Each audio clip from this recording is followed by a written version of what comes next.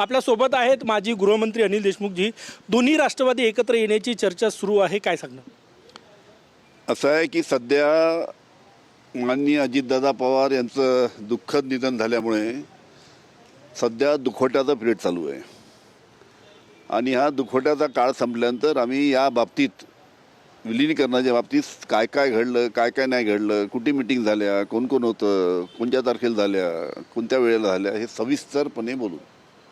बरं, दादांशी तुमची पुण्यात तुम्ही होते, अशी काही चर्चा झाली होती का एकत्रीकरणाबाबत? मी सांगितलं की सविस्तर याच्या बाबतीत दुखवट्याचा पिरियड संपल्यानंतर सर्व व्यवस्थित बोलू की कोणत्या तारखेला मिटिंग झाली दादांबरोबर, कोणत्या वेळेत झाली, किती वेळ चालली, काय काय ठरलं, सर्व सविस्तरपणे दुखवट्याचा काळ संपल्यानंतर सविस्तरपणे बोलू। सध्या राष्ट्रवादी एकूणच दोन्ही राष्ट्रवादी कारण की 6 महिने प्रक्रिया चालली ही एकत्र येण्याची। तुम्हा सगळ्या नेत्यांच्या काय भावना आहे सध्याच्या परिस्थितीत आणि राजकारण पाहता महाराष्ट्रात? 10व्या दिवसानंतर बोलू। आता 4था दिवस आहे आजचा, 10 दिवस पूर्ण उद्या दुखवट्याचे, मग बोलू। अमोल मिटकरी यांनी शंका उपस्थित केली एकूणच दादांच्या अपघाताबाबत, कसं बघता याच्याकडे?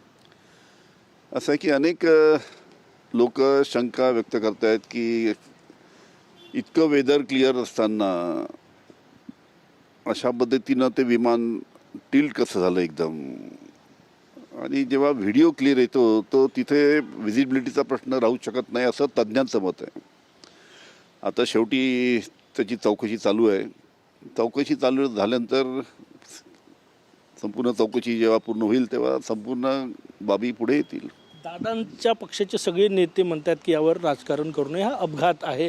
माननीय शरद पवार यांनी सुद्धा म्हटलं, परंतु अशा स्थितीत अमोल मिटकरींनी प्रश्न उपस्थित करणं, शंका उपस्थित करणं, अनेक लोक शंका उपस्थित करत आहेत। पण शेवटी आता आहे की चौकशी चालू झालेली आहे, चौकशीचा रिपोर्ट आल्यानंतर एक्झॅक्टली काय घडलं, ब्लॅक बॉक्सची सुद्धा संपूर्ण तज्ज्ञ मंडळी त्याची संपूर्ण हे करणार, माहिती घेणार, काय काय तिथे संवाद झालेत पायलट आणि को पायलटमध्ये, या सर्व गोष्टी आता हळूहळू पुढे येतील।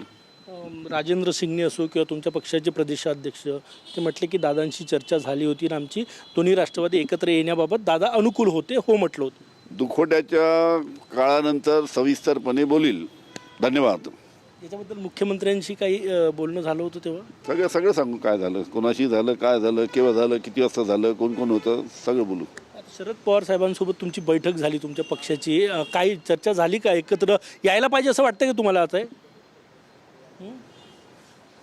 एकत्र यायला पाहिजे असं वाटतं का? शेवटचा प्रश्न बघा, एकत्र यायला पाहिजे असं वाटतं? No comments. खूप धन्यवाद। कॅमेरामॅन सचिन सयामसह गजानन माटे, TV9 मराठी, नागपूर।